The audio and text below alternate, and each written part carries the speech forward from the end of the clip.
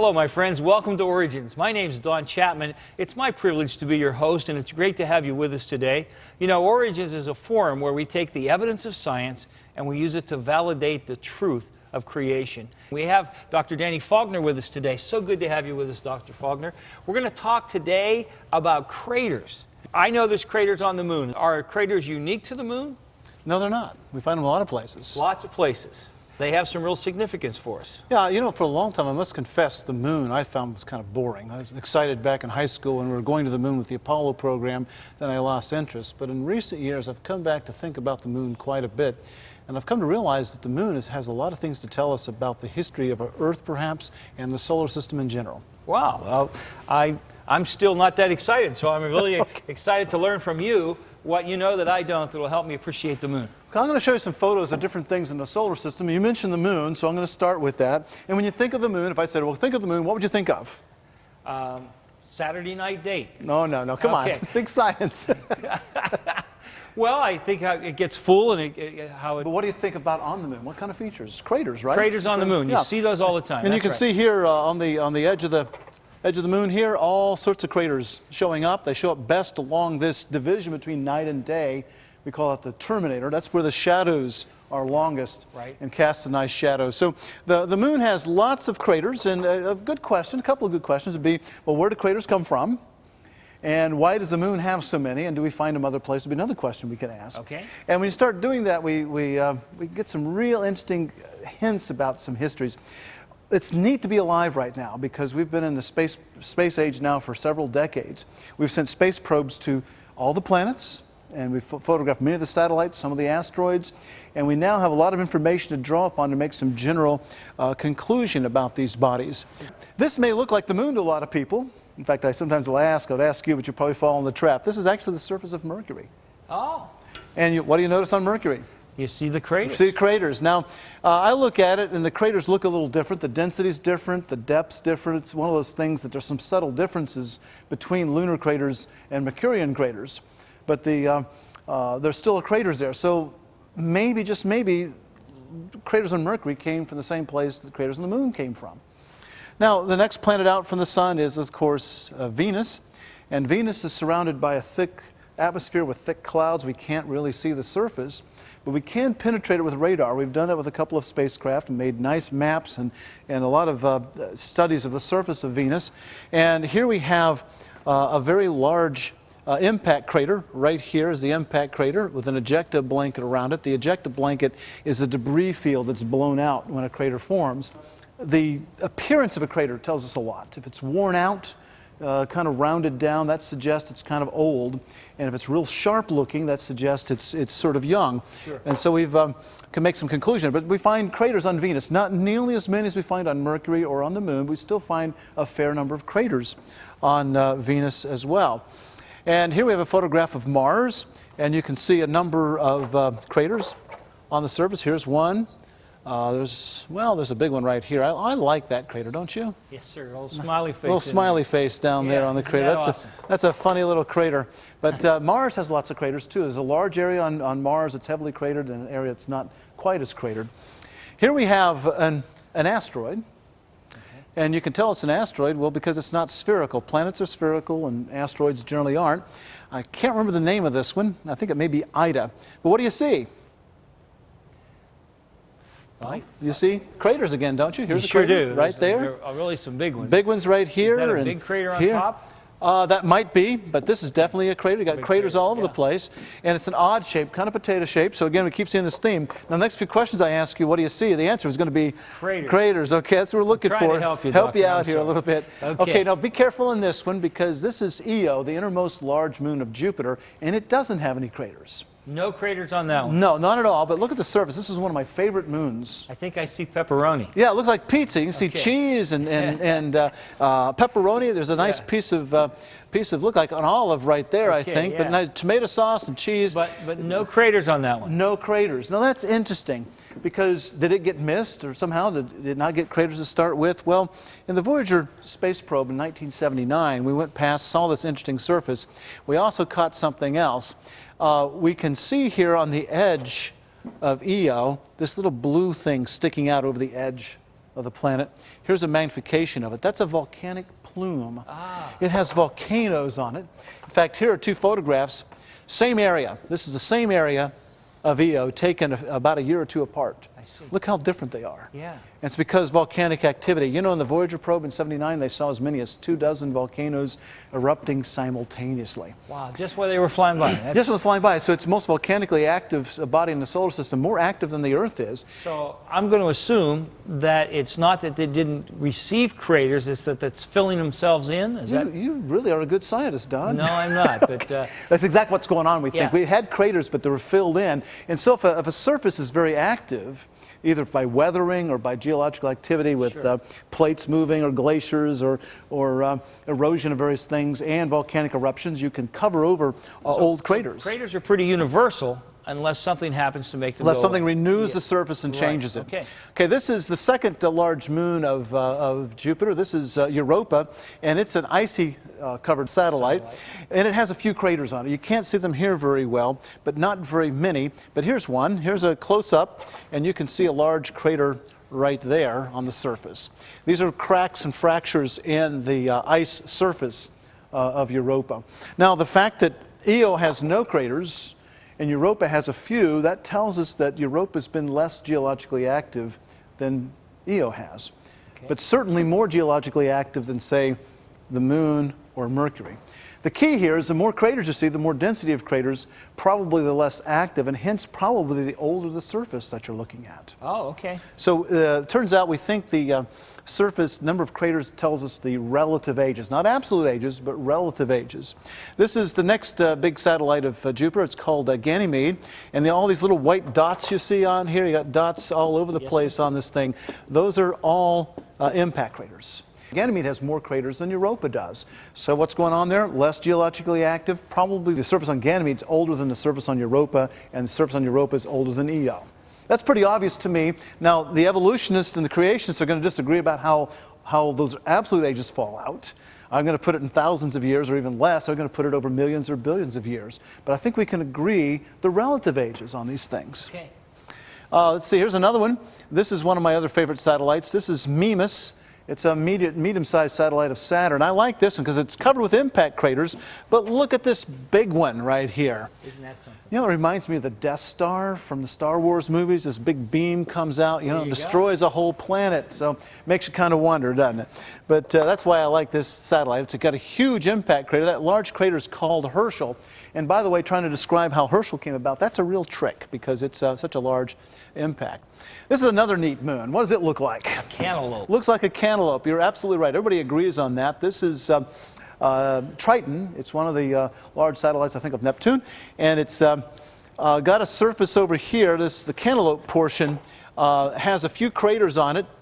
You can see a few up close. They're kind of small. Yeah. And it's been reworked a bit. And over here you have some other surface. We have some craters on the surface of Triton, some indicating reworking, some not less reworking. Where we see more craters, it seems to be geologically less active and hence an older surface every time we do that. Now, can you tell me what body this crater's on? Well, I'm looking at that. It looks like a road in the building, so I'm going to guess that's on Earth. Very good. In fact, this is in Arizona. This is called the Arizona Meteor Crater. This thing happened a few thousand years ago. They used to say millions. Now they're saying 50,000. But Indian legends talk about this thing falling out of the sky. Is that right? You have much more recent than that. The diameter of this crater is about a mile across, and it's about 600 feet deep. Now, you know, I've been to Meteor Crater twice, been to Grand Canyon several times. The first time I went to Grand Canyon and Arizona Meteor Crater was around 1997, I believe. And I went to Grand Canyon. It's about what I expected. It's big, it's grand, it's beautiful. But here in this visitor center here, it's a big place. It doesn't look big on the photo, I know, taken from the air here. But when you go through the museum, you step around the corner and your first view is through a plate glass window, huge view of it. It literally took my breath away. I gasped. You could put every NFL stadium on the bottom and still have room for some parking. It's big, unbelievably big. And we think it's similar to the craters we find on some of the other bodies we've talked about here. Here's to prove I was there. This is me with one of my astronomy buddies. We went out there, and you have to pay a few bucks to get in, but you can stand on the rim here. And again, it's 600 feet lower than us down there. So huge place. By the way, these little green dots you see over here, those are good-sized cedar trees, as are these. Oh, those are trees. Okay. Yeah, cedar trees. They're big, actually. So it's quite a deal. All right, where do craters come from? Well, we see craters on nearly every solid surface in the solar system, including the Earth, the Moon. The only thing we don't see it on is Io, and we already explained why we don't get it there. And where do the craters come from? Well, another question is, did God make these craters? Is He responsible for them somehow? Did He make those? And we can answer those questions. Hopefully we can ask those questions in terms of that third question there. Well, there are two basic theories of where craters come from. One is that they perhaps are volcanic. Volcanoes produce craters many different ways. You have a caldera at the top of a volcano, but you can have what are called fumaroles and other fissures that open up and leave a crater behind. And that was a very popular theory throughout the 19th century and well into the 20th century. The other theory is that impacts, those large bodies come in, asteroids, and come in and boom, when they hit, they explode and open up a huge area. Incidentally, the thing that the impacting body is far smaller than the crater. The Arizona crater, a mile across, 600 feet deep, probably 150 feet across, the thing that came in. Huh. But it's moving like 40 miles per second. The impact just is so It's massive. the energy that's released when it hits. It's sort of like an artillery shell, can be this big around, leave a 30-foot crater. It's explosive power. That's a good, if you think of a bomb hitting and how big explosive reaction coming there. Uh-huh. So that's really important. And so today we think that most of the craters are probably impacts. Okay. And there is some holdout. Some of them we do think a few smaller ones on these bodies may be actually volcanic related. But the point I can make is we can infer a history here. Old surfaces generally have many craters, as I've pointed out. Younger surfaces will have few craters because of the weathering or other processes that will wear those things out. And so no matter if you're an evolutionist or a creationist, we can infer a history out of all this. That's what's very important. We can infer a history out of this. And what we can establish are relative ages, not absolute ages. That information has to come from some other source, through your assumptions or other things. So the paradigm we have is that high crater density comes from greater age, and low, we can also look at overlaps of craters. If a crater overtops another one, you can tell it's an older crater, younger crater, and get the order of appearance there. Sure. And so we can use this, look at the sharpness morphology, how worn down are they, because with time they do wear down a little bit. So we can use all of those tools to develop some sort of history.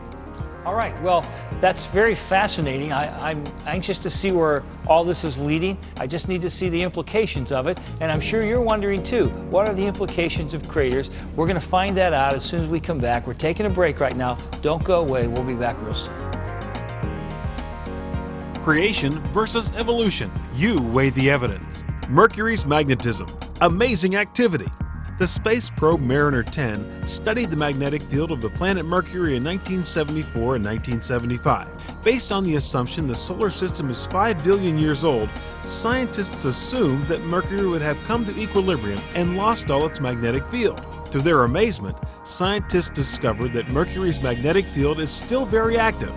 If only thousands of years old, it's no mystery why Mercury would still have a measurable magnetic field.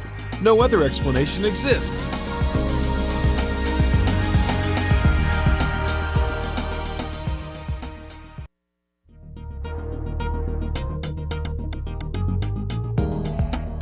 Today's guest on Origins, Dr. Danny Faulkner, is also the author of Universe by Design, an explanation of cosmology and creation. This is an excellent book for upper-level homeschool curriculum or the library of an astronomer. Orders are being taken at 1-877-CRS-BOOK. Dr. Faulkner has a degree in math, his master's in physics, and a PhD in astronomy from Indiana University. He is full professor at the University of South Carolina, Lancaster, where he teaches physics and astronomy. For more information about our guest, you can write to Dr. Danny Faulkner, 1402 University Drive, Lancaster, South Carolina, 29720. Or send him an email.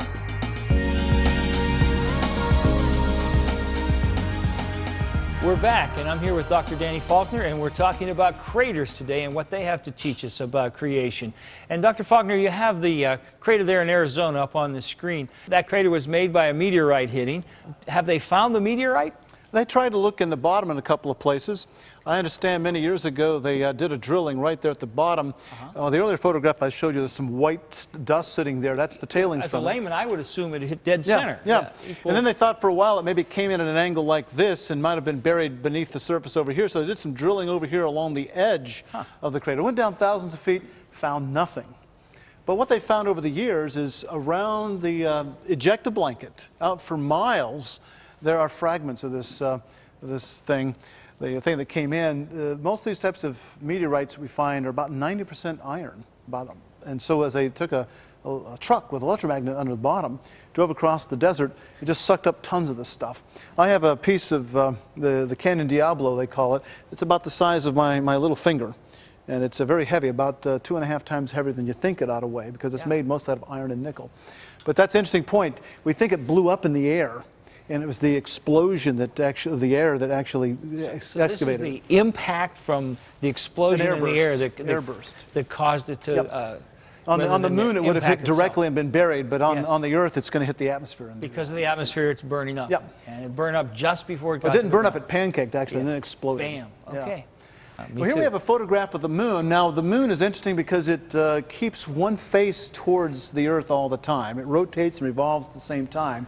So we only see the front side of the moon. The back side we never see. In fact, we didn't see until 1959 when this first spacecraft went behind the moon and photographed it. And there's some interesting things there to mention. But you'll notice that the moon, this is taken near full phase, there are two different types of features on the moon. There are these darker areas right here. All right, these are darker areas, and we have then the lighter areas up here and down there, dark and light.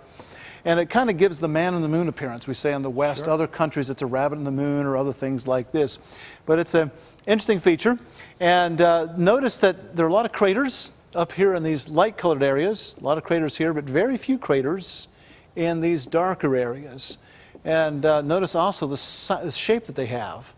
Round, round, round. They all kind of overlap a bunch of things here. So the circular shape is very interesting. And we can use that to kind of infer a history about the moon. But we have the two types of terrain showing up there nicely. So what are those two types of terrain? Well, the one type, the lighter region, is called the highlands. And the highlands are lighter in color, as we've written there. Also, it's less dense. Why do we know it's less dense? Well, because it lies at a higher elevation. It's higher up, the highest regions on the moon, hence the name highlands. And furthermore, it's heavily cratered. Now, you tell me, if it's heavily cratered, what does that tell you? It's an older surface, hasn't been reworked geologically. Okay. But the other surface we call the Maria. It looks like Maria, but it's Maria. That's Latin, and it's plural for seas. The singular is mare, M-A-R-E, not mare as in Old Grey, but in mare as in Latin. They were called those by Galileo 400 years ago when he first looked at the moon through the telescope, because he thought that being dark and smooth, they might be bodies of water. Indeed, they are darker. They're denser because they lie at a lower elevation, and they're less cratered, which tells you what? They're younger. Younger, all right. And also that round shape is interesting. You know, I don't know if you noticed it, but when you look at those mare, the Maria, they look like large craters in a way. And it's exactly what we think that they are. And the reason why they're darker is because this is made out of a type of rock we call basalt. It's a real dark volcanic rock, and the lighter highlands are made out of a lighter colored rock we call granite. Not doing a very good job of drawing that, but it's granite. And granite is a light colored rock, and basalt is a dark colored rock. It's made out of different substances. Different types of rock. And you know, we inferred that before the Apollo program. They brought back the rocks from the highlands and the Mare, and guess what? It matched what we inferred. We have rocks from both here on Earth now. And they confirm what we already figured out. That's a good example of how subtle science can be in trying to figure things out. Well, this is an image of the entire moon. It's a map, more or less, taken with a lot of some spacecraft. It's distorted up near the poles, so you know how Greenland looks huge on a map? Mm-hmm. These craters up here and down here aren't nearly as big. And what's interesting is the following. This part right here, roughly, that's the front side of the moon. That's the side we always see. Okay. And this part over here matches up over here in this part. And that's the backside of the moon that we don't see. Do you notice something interesting? The front is the darker and the sides are the lighter. Yeah, notice the front side is got about 50-50 mixture of Maria and Highlands. Right. But notice that the backside is almost entirely Highlands. Okay. That's interesting that you have it on one side but not on the other. Okay. And I think that's important when interpreting the history of the moon. The front side, 50-50 mixture of Highlands and Maria, backside about 95% Highlands. So it's very different, the front and the back side of the moon. I would have never figured that out to be the case if I was predicting this before we actually went and saw the backside of the moon. Okay, when did the craters form? That's a good question. Let's think biblically now. Let's don't think like evolutionists. Let's think biblically. And there's several possibilities. One at the time of creation. And I don't think God just shaped these things. I think He actually had something come in and hit the surfaces to do this. So it might have happened on the creation, the fourth day, when the moon and the other objects were made, perhaps assembly of these things. Could have happened at the time of the fall. There were things that happened across the world when the fall happened in the Garden of Eden. And then we have the flood. That's another catastrophe. Could have happened at that time. Some people suggest other times of judgment and catastrophe. I'm not a very good fan of that. And it could be a combination of those.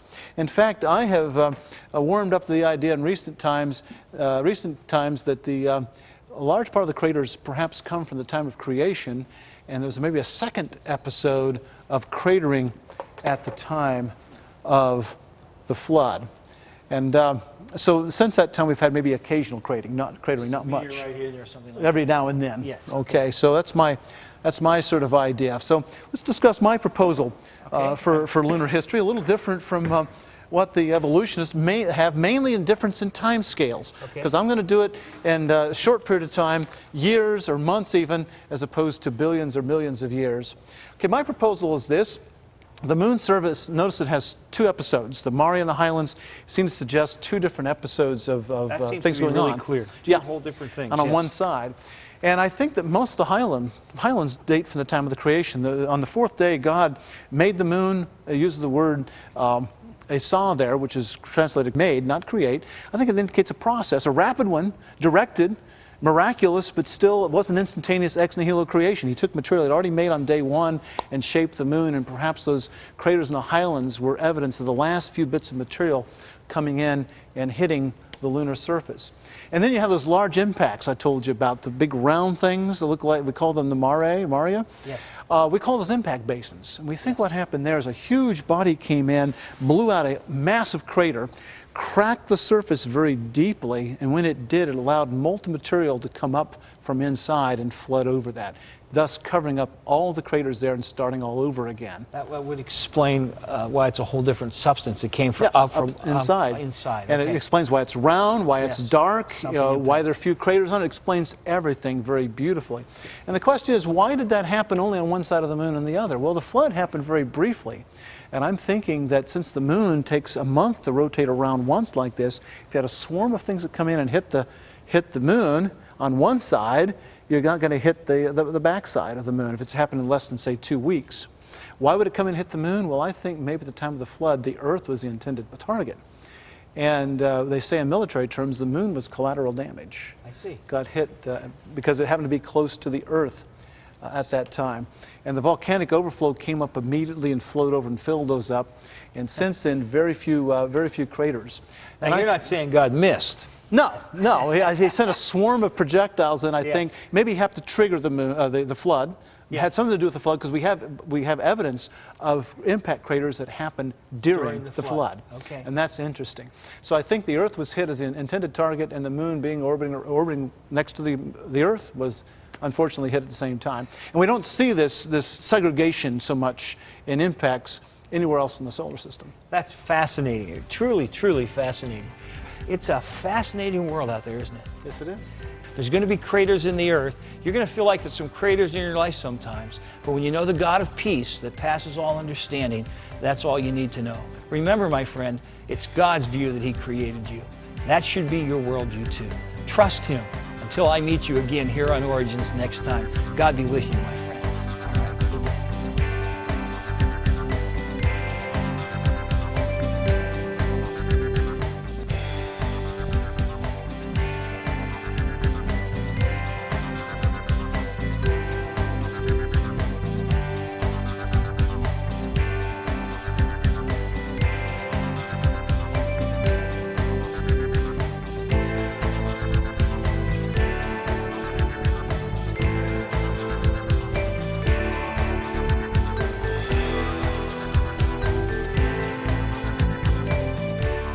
Thank you for watching this edition of Origins. If you'd like a copy of the PowerPoint information presented today, you can download a PDF file of program number 903 from our website at www.originstv.org. Or for a DVD of this series, send a $12 donation to cover shipping and handling and write to Origins, program number 903, Cornerstone Television, Wall, Pennsylvania 15148.